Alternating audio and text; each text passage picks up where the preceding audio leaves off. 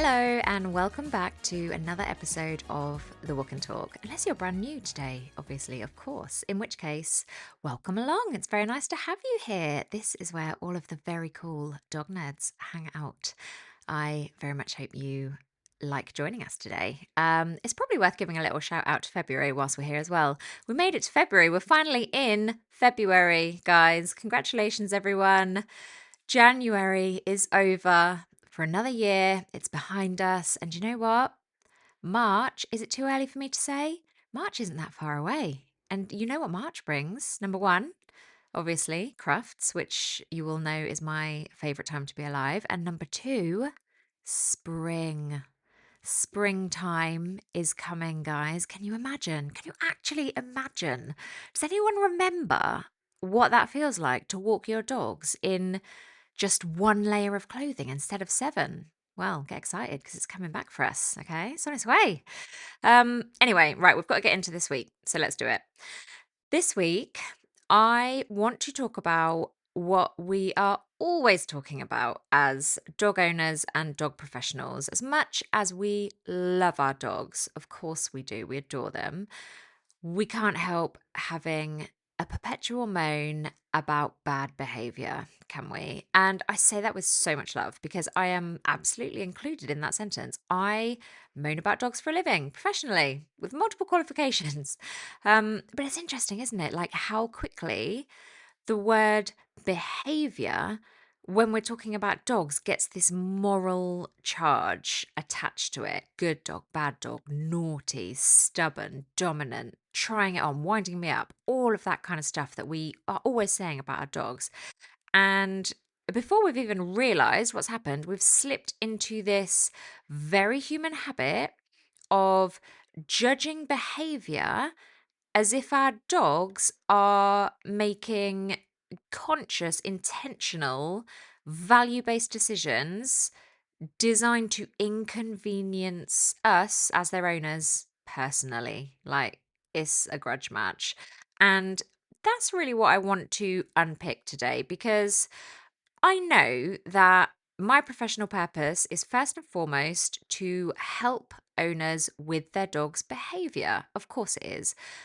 But actually, part of doing that is not just looking at the dog's behavior in isolation and trying to figure out how can we eradicate that or reshape that or change that, whatever it is. But also, I want to try and reshape the way that you think about their behavior as well, because that's actually often the first step in beginning to resolve the issue. If you perpetually believe, as so many people do, that your reactive dog is just being a dickhead, truly you are not going to get anywhere. But if you can shift your perspective and see, and it's hard in the moment, of course it is, and it's hard when you're living with something that tricky day in, day out. But if you can just switch it up and see that that behavior that is causing you so much strife is happening for a reason. All behavior happens for a reason, right? As far as dogs are concerned. And that reason is never ever just to piss us off. It happens to achieve something, to avoid something, to communicate something. And not a single one of those somethings is ever to simply annoy you or embarrass you or enrage you. And actually, a huge proportion of what we label as bad behavior is truly just dog behavior. It's just perfectly normal, evolutionarily, completely sensible, deeply functional dog behavior.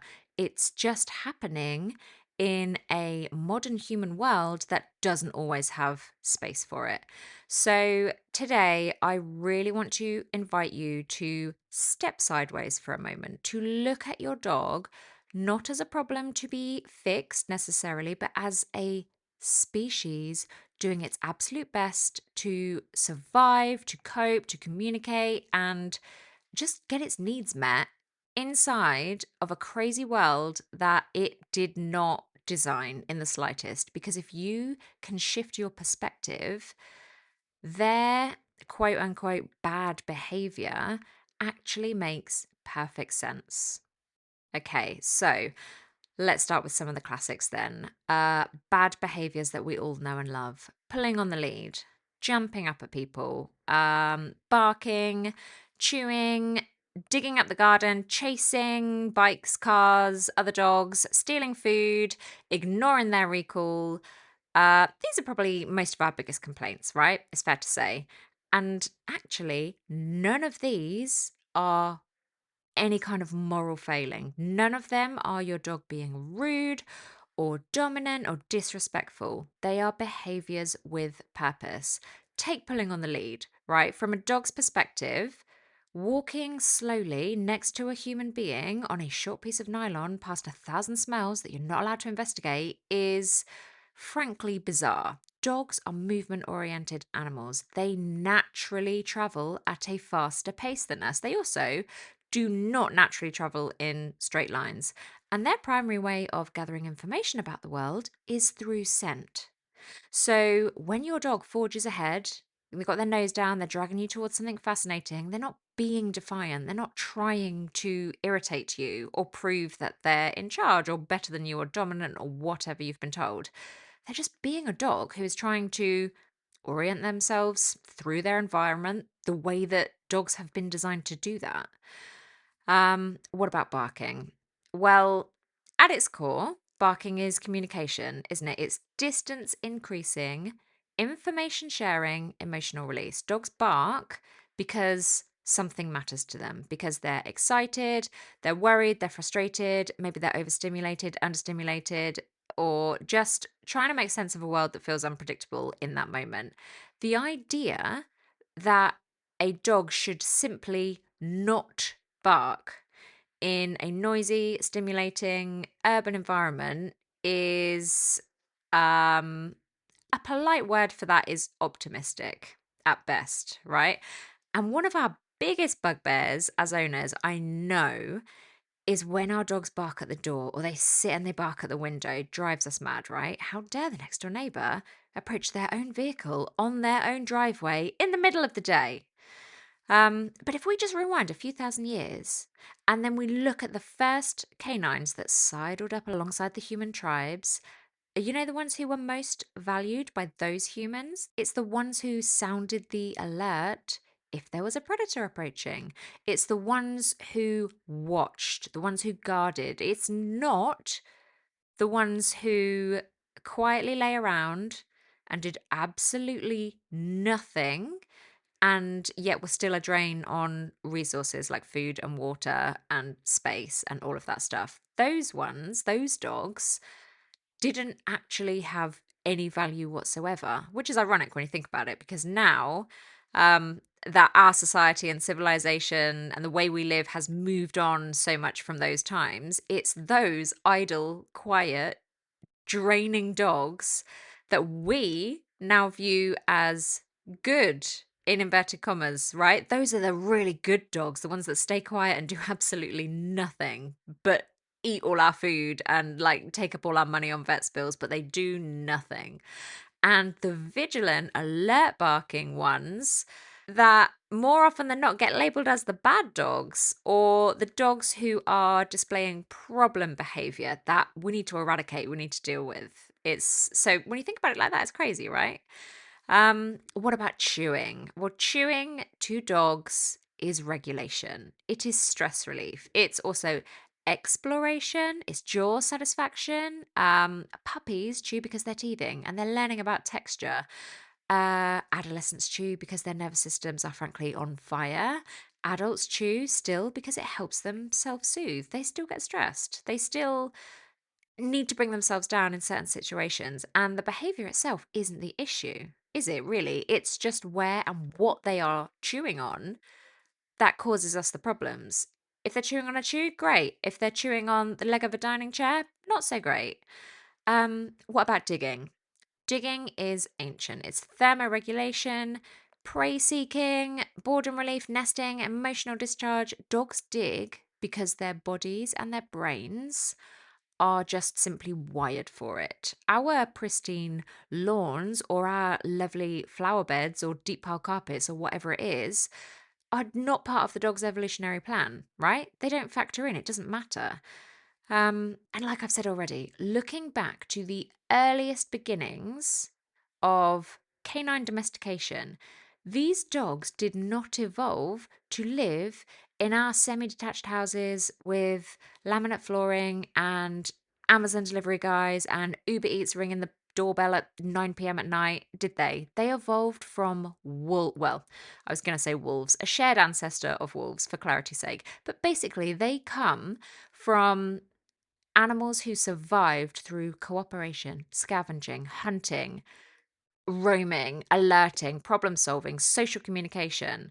Early dogs, like I've already mentioned, likely sort of self domesticated by hanging around these human settlements. And the ones who were less fearful and more curious and more flexible and better at reading human cues, they are the ones who survived. And then over the thousands of years that followed, we have selected dogs, not just for work, but for companionship as well. And we have shaped them for that intensively. Lord knows how much we have interfered with how they've actually turned out.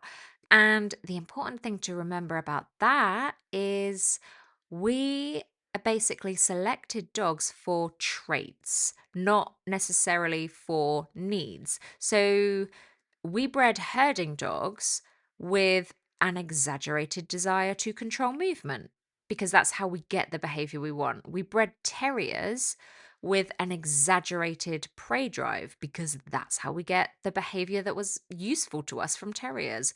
We bred retrievers with an exaggerated need to carry things, guarding breeds with super heightened vigilance, um, and so on and so on. And then, plot twist, right? We then brought many of those dogs into more modern lives where those instincts have nowhere appropriate to go anymore. So when your border collie is obsessed with shadows or reflections or whatever it is, or your spaniel just can't stop sniffing, or your terrier is absolutely adamant that the postman must be annihilated every single morning, that isn't really dysfunction. We can't keep looking at those behaviors through a lens of being disordered. That is simply genetic success colliding with modern life as we are now living it. And the uncomfortably itchy truth about all of that is that many dogs are ultimately living lives that look calm and wonderful on the outside, but are frankly pretty impoverished on the inside when you consider where they've come from.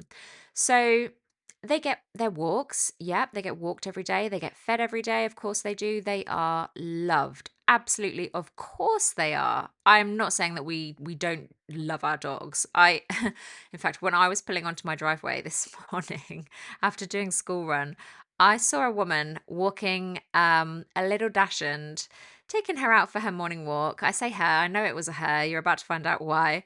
The dog was wearing the most flamboyant tutu that I have ever seen. It wasn't a coat, it wasn't a dog coat, it wasn't like a rainproof, any kind of thing. It was a tutu. It was bright pink, it had sparkly bits, it had a big, three-dimensional skirt, the works. And I laughed to myself and I just thought, oh, wow. Um, but I thought, like, I bet that woman really loves that dog. Like, I bet that dog is doted on. But also, I bet that dog would rather. And no, I don't mean to. I'm not casting like shade on anybody. I've put clothes on my dogs in the past. Okay, there's no shame. But I bet that dog would rather have a sandbox or a dig pit or just go and run around naked in the woods for half an hour than be strolling the streets in a ballet costume right now. I bet that dog, given the choice, would probably design things a little bit differently for itself. And for so many dogs, despite the fact that we love them so much, their days are often just repetitive and understimulating and over controlled and full of rules that make sense to humans, but just don't make sense to dogs. It doesn't make sense for this dog to be wearing this tutu, and I'm sure she's been questioning it ever since the first time that outfit went on. Um, but yeah, our dogs, they face so much that it's just not part of their natural design to live life in that way. Really long periods of inactivity or solitude in a lot of cases, very little choice or agency. Um, Insanely high expectations for impulse control, really, if we look at it realistically. There is so much, don't do that, don't do that, you can't do that. And there is not a lot of, well, here's what you can do, here's what you need to do, and I'm providing for you so that you can scratch all those itches.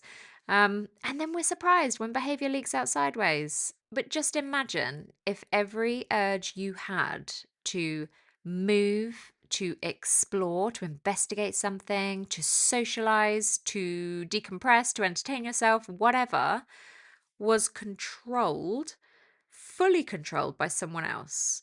When you ate, what you ate, when you went outside, when you came inside, what you did outside, what you do inside, who you interact with, how fast you move, what direction you move, what you're allowed to touch or look at. I mean, you'd probably find some way to desperately express yourself as well, right?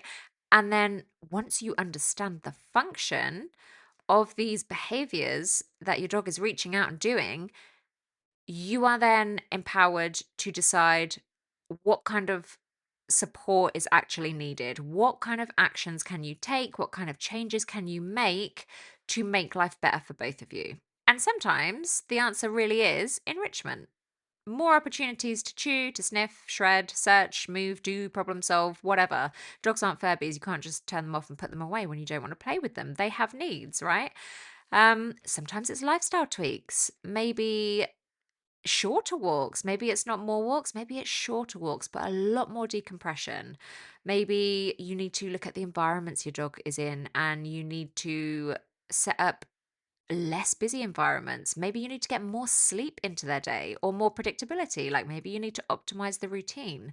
Sometimes it's emotional skills. Maybe you need to work on teaching your dog how to settle. Maybe you need to look at their ability to disengage and work on that as a skill. How to cope with frustration, how to regulate their arousal. Sometimes it is training, teaching alternative behaviors, creating clarity around cues, reinforcement histories that actually just make sense to the dog and serve the purpose that you want them to. So the dog learns what you want them to.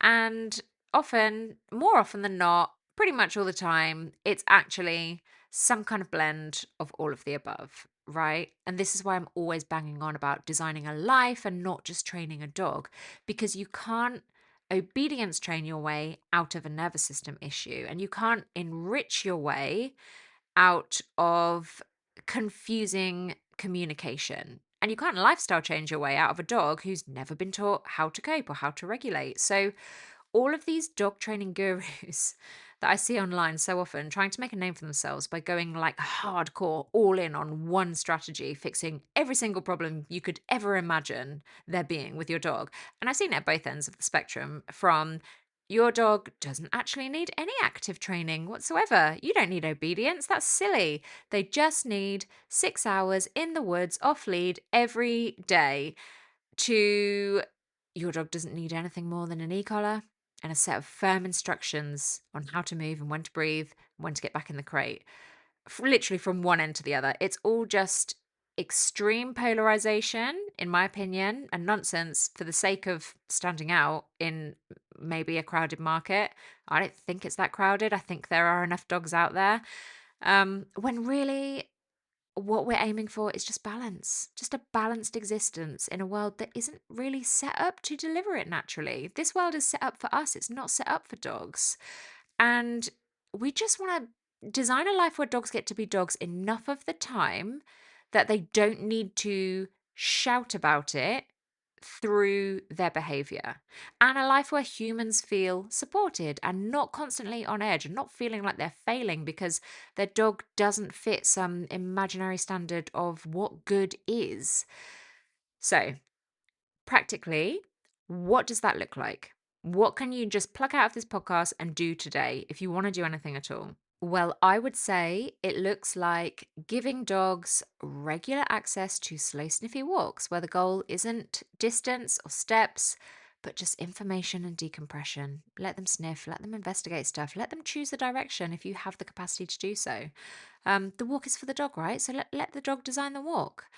It looks like allowing species appropriate outlets, so chewing, licking, shredding, digging, all of that juicy stuff in designated ways that are just allowed and they're not prohibited. And if you need more inspiration for what to do for some of these, go back and listen to the podcast episode on species appropriate enrichment for your dog because it's packed full of ideas. It also looks like letting dogs make small choices throughout the day instead of controlling every single interaction. It definitely looks like teaching skills when dogs are calm and under threshold, and then putting the effort into growing those skills over time rather than just expecting them to magically produce self control in moments of high arousal, because that's the standard that society has set. I also think it looks like being honest about what your dog finds hard and designing life a little bit more around that rather than constantly pushing them and testing them and then getting really frustrated when they fail. And perhaps most importantly, it looks like letting go of the idea that a good dog is a silent, still, compliant, lifeless one that sleeps under the kitchen counter for 22 hours a day. A good dog is a dog whose needs are met. It's a dog who feels safe and a dog whose behavior makes sense in the context of their life.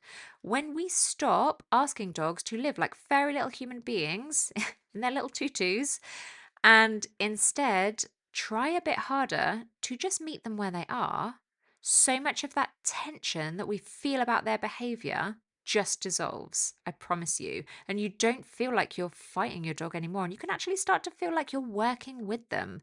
And that, in my opinion, really is what is at the heart of modern, ethical, and truly effective dog training.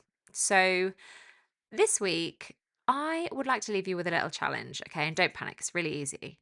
But the next time your dog does something that makes you sigh or swear or mutter under your breath, for God's sake, or something even more hideously X rated, just pause for a second, take a breath, and ask yourself, if I were a dog here now, in this moment, with all the context of the dog in front of me, and by that I mean, have they been walked? Have they been alone all day? Are you inside, outside? Have they had a house full of visitors? Are they old? Are they young? Are they in pain? Are they in heat? Whatever they have going on.